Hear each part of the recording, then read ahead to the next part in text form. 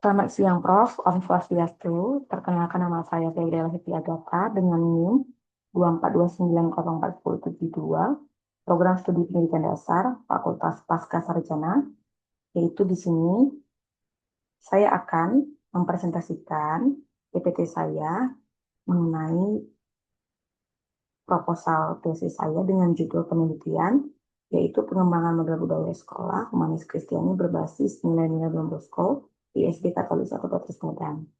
Di sini saya akan mempresentasikan PPT saya untuk memenuhi tugas individu ataupun tugas akhir ujian akhir semester saya yang diampu oleh dosen mata kuliah. Yang pertama, Profesor Dr. Nyoman Dantes. Yang kedua, Profesor Dr. IGD Margunayasa, SPD MPD.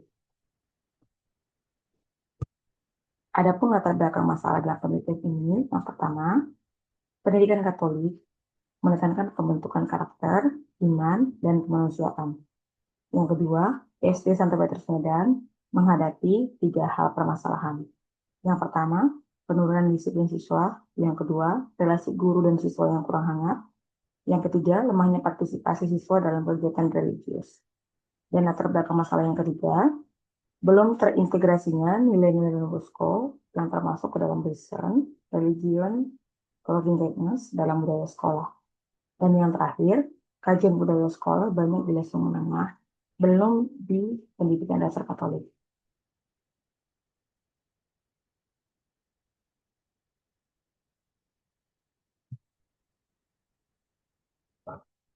Nah, di sini adapun rumusan masalah serta tujuan penelitiannya akan saya paparkan. Yang pertama itu di rumusan masalah. Yang pertama, bagaimana kondisi budaya sekolah saat ini di SD Katolik 1 Petrus Medan. Yang kedua, apa saja nilai Don Bosco yang dapat diintegrasikan dalam budaya sekolah dasar. Yang ketiga, bagaimana mengembangkan model budaya humanis Kristiani berbasis nilai Don Bosco. Dan yang keempat, bagaimana validitas dan kelayakan model budaya sekolah yang dikembangkan. Selain daripada itu, tujuan penelitian dalam penelitian ini dibagi menjadi 4. Yang pertama, mendeskripsikan kondisi budaya sekolah saat ini. Yang kedua, mengidentifikasikan nilai-nilai Don Bosco yang sangat relevan. Yang ketiga, mengembangkan model budaya sekolah berbasis nilai Don Bosco. Yang keempat, menguji validitas dan kelayakan model yang dikembangkan. Nah, selanjutnya,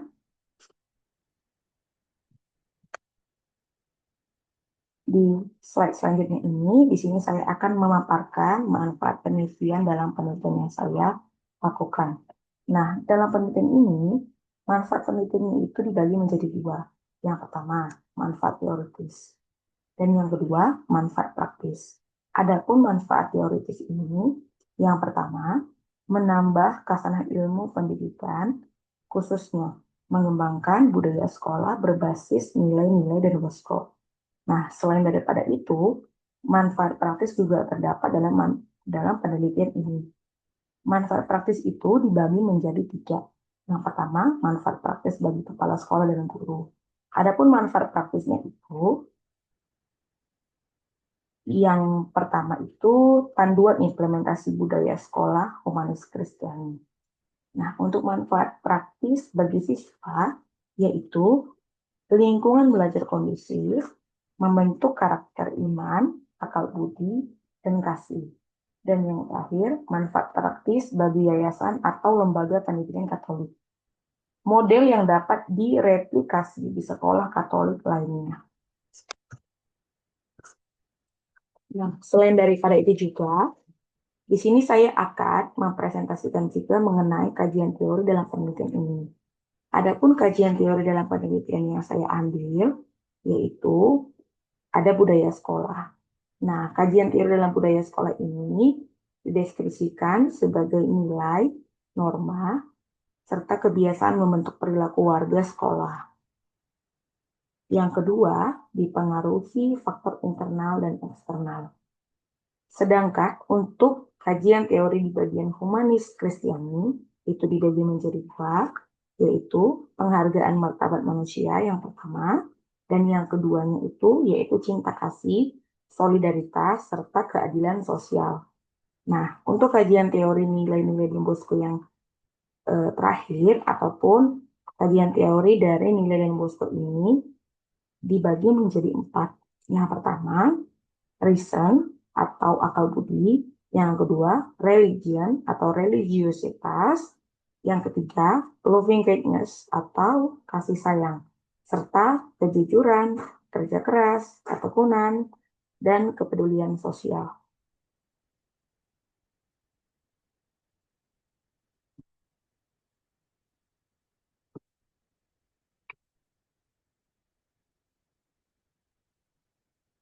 Nah, di dalam penelitian ini juga, saya akan memaparkan mengenai penelitian yang relevan. Nah, di dalam slide ini, dalam penelitian relevan ini, terdapat 3 sumber referensi yang akan saya paparkan. Yang pertama itu penelitian relevan menurut Al-Roshad di tahun 2020. Beliau mengemukakan bahwa budaya religius, tanggung jawab, literasi, saling menghormati membentuk karakter. Yang kedua, menurut Mariani di tahun 2021, budaya sekolah mendorong keimanan, cinta tanah air, kejujuran, dan disiplin. Dan yang ketiga, menurut Gule di tahun 2023, pendidikan agama Kristen membentuk pribadi beriman yang humanis. Serta adapun kaitan penelitian yang sebelumnya atau penelitian yang relevan tersebut dengan penelitian saya saat ini, yaitu dibagi menjadi 2. Yang pertama, budaya sekolah sangat penting untuk karakter siswa. Yang kedua, penelitian ini fokus mengembangkan model berbasis nilai dan Bosco di Katolik. Nah, di sini kita akan memasuki slide kerangka berpikir. Di dalam slide ini, di sini saya akan juga mempresentasikan mengenai kerangka berpikir yang akan dipaparkan dalam penelitian saya juga nantinya. Nah, adapun kerangka berpikir dalam penelitian ini, yang pertama itu budaya sekolah berbasis nilai-nilai Bosco dibagi menjadi 3, reason, yaitu ataupun akal budi, disiplin, dan tanggung jawab. Sedangkan di religion, itu termasuk religiositas dan pembentukan iman. Dan yang terakhir, loving kindness, yaitu kasih serta relasi hangat guru dan siswa. Dan yang terakhir, integrasi nilai-nilai Bosco, yaitu budaya sekolah humanis Kristiani dan meningkatkan karakter siswa.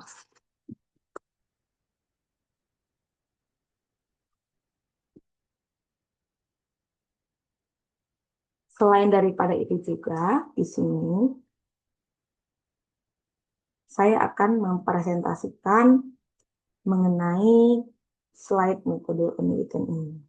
Nah, adapun metode penelitian yang akan saya ambil ataupun yang saya gunakan untuk melakukan penelitian di lapangan yang sesuai dengan proposal saya, di sini saya akan memaparkannya secara langsung. Adapun metodologi penelitian yang akan saya gunakan, yaitu dengan menggunakan pendekatan kualitatif deskriptif dengan jenis penelitian Research and Development atau R&D model ED. Adapun tahapan ED yaitu dibagi menjadi 5 tahapan. Yang pertama, tahapan analisis, yaitu untuk mengidentifikasi kondisi budaya sekolah. Di tahapan desain, untuk merancang model. Di tahapan deployment, untuk membuat draft model dan validasi. Di tahap implementasi, yaitu untuk menguji coba terbatas. Dan di tahap evaluasi, untuk mengevaluasi formatif dan sumatif. Dan adapun lokasi penelitian saya nantinya di lapangan yaitu di SD Katolik Santo Petrus Medan. Alamatnya itu di Jalan Duku 1, nomor 1, Kecamatan Kuala Bekala, Provinsi Sumatera Utara. Waktu yang saya gunakan nantinya selama kurang lebih 3 bulan.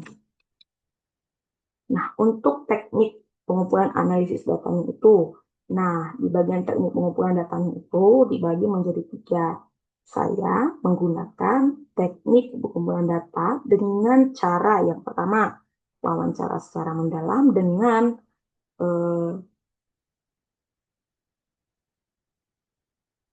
narasumber saya. Yang kedua, observasi partisipatif di lapangan. Yang ketiga, saya akan mengambil dokumentasi ataupun disebut dengan studi dokumentasi. Dan teknik analisis data saya ini dibagi menjadi 3 bagian. Yang pertama, analisis tematik, itu dibagi menjadi 3, yaitu reduksi data, penyajian data, serta penarikan kesimpulan.